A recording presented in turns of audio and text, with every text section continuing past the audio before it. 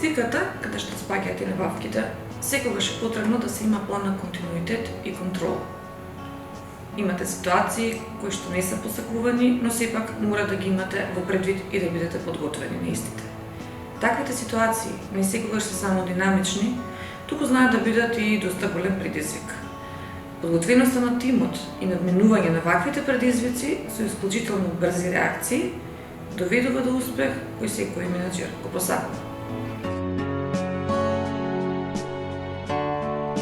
Ќе го цитирам големиот британец кој што е познат по своето големо лидерство на земјата. Тајната на успехот во животот не е во тоа да се работи тоа што се сака, туку да се сака тоа што се работи. Ова е мото кое што гарантира позитивни резултати во работата секогаш. Според мене, кога се вели успешна жена, би се надоврзало токму на мотото кое што го споменав пред малку. Според мене тоа представува еден вид трасирање на патот кон успехот, како во работата, така и во секојдневието, па дури во слободното време. Се додека го сакате она што го работите и го правите, вие сте среќни и успешни. Успехот е производ на среќата, исполнување на духот и карактерот. Доколку можете ова, вие сте успешни баш во се.